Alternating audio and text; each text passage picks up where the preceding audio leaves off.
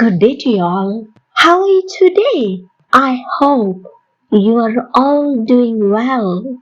Let's thank God for this fantastic day.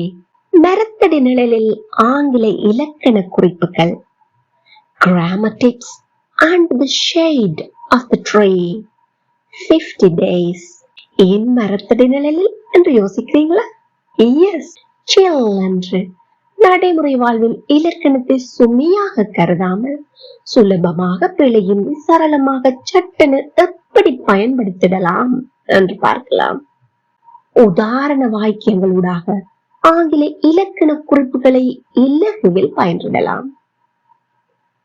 நாம அனைவரும் 50 நாட்கள் தொடர்ச்சியாக பயிற்சி எடுக்க போகின்றோம். வீடியோ பார்வையிடும் அனைவரும் வாய் விட்டு சொல்லி பயிற்சி எடுத்துக் கொள்ளுங்கள். வீடியோவை ஸ்கிப் பண்ணாம பார்வையிடுங்கள்.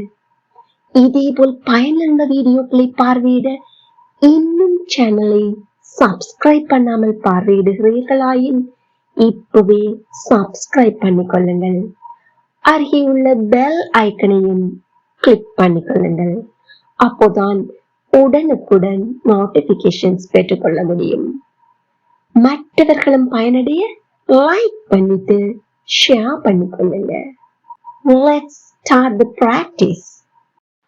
Day 11. Future duration use. எதிர்கால கால அளவின் பயன்பாடு. இதை இலக்கண அடிப்படையில் நாம் என்ன காலத்தில் பயன்படுத்துவோம்? Future perfect continuous tense. This is used to talk about the duration of an activity that started in the past or present or future and extends to a point in future time.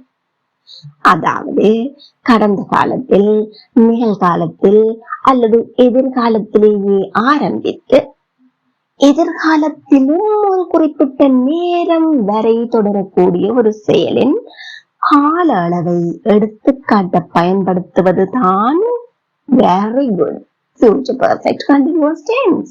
கீழே உள்ள வரிப்படத்திலும் அதுதான் குறிப்பிட்டு காட்டப்பட்டுள்ளது. நாம் பேசுகின்ற நேரம் இங்கு நீல நிறத்தால் அடையாளப்படுத்தப்பட்டுள்ளது. அந்த செயல் இறந்த காலத்தில் ஆரம்பித்திருக்கலாம், நிகழ்காலத்தில் ஆரம்பிக்கப்பட்டிருக்கலாம் அல்லது எதிர்காலத்தில் கூட ஆரம்பிக்கப்பட்டிருக்கலாம். ஆனால் நாம் பேசுகின்ற நேரத்திலும் தொடரக்கூடிய ஒரு செயல். உதாரணங்கள் பார்ப்போமா? ஜூன் மாத இறுதியளவில் நான் இங்கு 5 வருடங்களாக வேலை செய்துட்டே, அதாவது வேலை பார்த்து கொண்டே இருப்பேன். இங்கு எப்போது ஆரம்பித்த செயலை பற்றி பேசுகிறேன்? கடந்த காலத்தில். இந்த செயலின் கால அளவு பற்றிய ஆர்வம் எனக்குண்டா? ஆம், அதனால் தான் 5 வருடங்களாக அங்கு குறிப்பிட்டு சொன்னேன். கடந்த காலத்தில் ஆரம்பித்த செயலின் கால அளவை எதுவரை நீட்டிக் கொள்கின்றேன்? எதிர்காலத்தில் ஒரு குறிப்பிட்ட நேரம் வரை. இங்கு a future point, அதாவது a point in future ஆனது a time or an action மூலம் தெரிவிக்கப்படும். For examples, by 3 o'clock, by 2030, by the time we finish the race, when I come home at 3 o'clock. இங்கு நாம் வெளிப்படுத்துவது நமது எதிர்கால விருப்ப தெரிவு.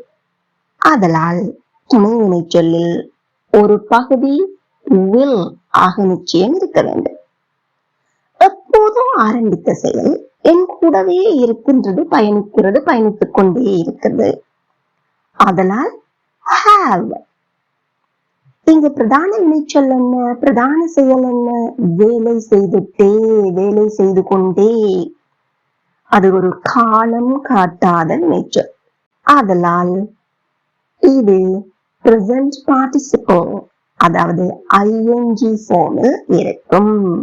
இது வேலை செய்து கொண்டே, வேலை செய்துட்டே என்றால் எப்படி சொல்வோம்? very good working. உங்க எல்லாருக்கும் தெரிஞ்ச ஒரு விடயம் தான் கூற போகின்றேன். இங்கு இந்த will have மற்றும் working என்பவற்றுக்கு இடையே ஒரு குறைபாடு ஒன்று உள்ளது. ஏன்? have என்பதற்கு பின்னாடி நாம் பயன்படுத்துகின்ற வினைச்சொல்லானது கட்டாயமாக, நிச்சயமாக past participle வடிவத்தில், அதாவது V3 ஃபார்மில் இருக்க வேண்டும். அதே போல working என்கின்ற present participle ing ஃபார்ம் வினைச்சொல்லுக்கு முன்னால் உள்ள உதவி வினைச்சொல் நிச்சயமாக be ஃபார்ம், be வடிவ வினைச்சொல்லாக இருக்க வேண்டும். அப்போ be ஃபார்ம் verb-இன் V3 வடிவம் என்ன? Very good. Been.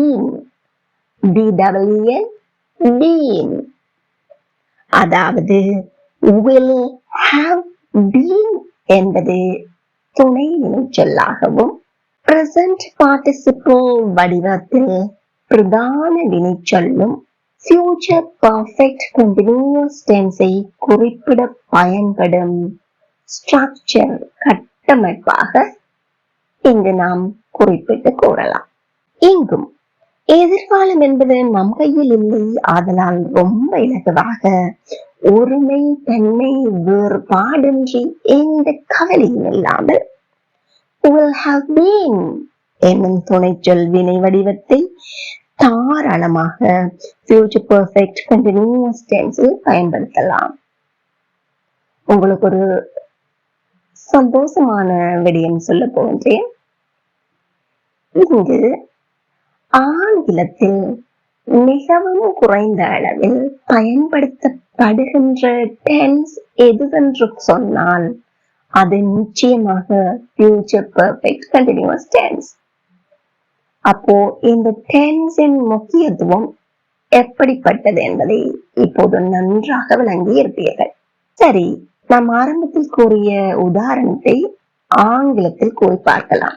ஜூன் மாத இறுதி அளவில் நான் இங்கு 5 வருடங்களாக வேலை செய்துட்டே, அதாவது வேலை பார்த்து கொண்டே இருப்பேன். ஜூன் மாத இறுதி அளவில், by the end of June. யார்? நான். I. ஒருமை தன்மை வேறுபாடு இல்லை, ஆதலால் very good. will have been. வேலை செய்துட்டே, working இங்கு here. எவ்வளவு காலமாக? 5 வருடங்களாக, for 5 years. ரொம்ப இலகுவா இருந்துச்சு இல்லையா? I will have been working here for 5 years. By the end of June, I will have been working here for 5 years. Again, by the end of June, I will have been working here for 5 years. 6 மணி அளவில் அவள் இங்கு 3 மணித்தியாலங்களாக காத்துக்கொண்டே, அதாவது காத்துட்டே இருப்பாள். By 6 o'clock. யார்? அவள். ஒருமை தன்மை வேறுபாடு இல்லை, ஆகவே எந்த கவலையின்றி by 6 o'clock she will have been. காத்திருத்தல். Very good. Waiting here for 3 hours. By 6 o'clock she'll have been waiting here for 3 hours. என்கிட்ட சேர்ந்து எல்லாரும் ஒருக்கா சத்தமா சொல்லி பாருங்க, வாய் விட்டு சொல்லுங்க.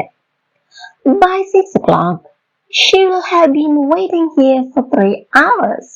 2030 ஆண்டளவில் அவன் ஜப்பானில் 10 வருடங்களாக வசித்துக் கொண்டே இருப்பான். எதிர்காலத்தில் நாம் குறிப்பிடுகின்ற நேரத்திலும் அச்செயல் முற்றுப்பெறவில்லை. நமக்கு கால அளவை எடுத்து காட்டுவதும் நமது நோக்கமாக இருக்கின்றது. நாங்க சொல்லி பார்க்கலாம். By 2030. யார்? அவன். He will have been living in Japan for 10 years. By 2030, he will have been living in Japan for 10 years. Again, by 2030, he will have been living in Japan for 10 years. அவர்கள் இந்த பாடநெறியை முடிக்கும் போது அவர்கள் ஆங்கிலத்தை 4 வருடங்களாக படித்துக் கொண்டே இருப்பார்கள். அவர்கள் இந்த பாடநெறியை முடிக்கும் போது when they finish discourse அப்படின்னு சொல்லலாம். By the time they finish discourse அப்படின்னு சொல்லலாம். அவர்கள் ஆங்கிலத்தை 4 வருடங்களாக படித்துக் கொண்டே இருப்பார்கள். அவர்கள் they ஒருமை தன்மை வேறுபாடு இல்லை, அதனால் will have been கற்றுக்கொண்டே படித்துக்கொண்டே learning English for 4 years. When they finish this course, they'll have been learning English for 4 years. மறுமுறை எல்லாரும் எங்கூட சத்தமா சொல்லி பாருங்க, வாய் விட்டு சொல்லுங்க. When they finish this course, they will have been learning English for 4 years. நான் 6 மணியளவில் வரும்போது நீ நீண்ட காலமாக பயிற்சி செய்துட்டே இருப்பாயா? யாரோ ஒருவர் பயிற்சி செய்ய ஆரம்பிச்சிட்டார். அப்போ நான் 6 மணி அளவில் வரும்போதும் அந்த அளவு நீண்ட நேரமாக நீ பயிற்சி செய்துட்டே இருப்பாயா வினா. அதனால் will என்பதை முன்னுக்கு போட்டு கேட்க வேண்டும். இங்கே எல்லாவற்றிற்கு முன்னதாக நான் 6 மணியில் வரும்போது என்ற காலத்தை நாம் குறிப்பிட்டு கேட்க வேண்டும். When I come at 6 o'clock, வினா இருப்பாயா? will யார் நீ? Will you have been practicing for a long time? மறுமுறை சொல்லி பார்ப்போம். When I come at 6 o'clock, will you have been practicing for a long time? Again, எல்லாரும் சத்தமா வாய் விட்டு சொல்லுங்க. When I come at 6 o'clock, will you have been practicing for a long time? Now, this is the time for you to check your understanding. அடுத்த வருடம் அளவில் நீ இங்கு 2 வருடங்களாக படித்துக் கொண்டே இருப்பாய். 3 மணி அளவில் அவர்கள் 4 மணித்தியாலங்களாக வேலை செய்து கொண்டே இருப்பார்கள். நான் மரதன் ஓடி முடிக்கின்ற போது நான் 2 மணித்தியாலங்களாக ஓடிக்கொண்டே இருப்பேன். Please comment your answers. நீங்க எந்த அளவு பயிற்சி செய்கின்றீர்களோ அந்த அளவுக்கு உங்களுடைய fluency கூடியிருப்பதை நன்றாக உணரக்கூடியதாக இருக்கு. அதாவது சரளமாக பேசக்கூடிய ஆற்றலையோ எழுதக்கூடிய ஆற்றலையோ பெற்றுக்கொள்வீர்கள். So don't worry about the mistakes. Please comment your answers. உங்களுக்கு இது தொடர்பாக எந்த விதமான சந்தேகங்கள் இருப்பினும் தயவு செய்து கூச்சமின்றி கமெண்டில் கேளுங்கள். I'm ready to answer your questions. இந்த வீடியோ உங்களுக்கு பயனுள்ளதாக இருந்திருப்பின் இப்பவே ஒரு லைக் பண்ணிட்டு மற்றவர்களும் பயனடைய ஷேர் பண்ணிக்கொள்ளுங்க.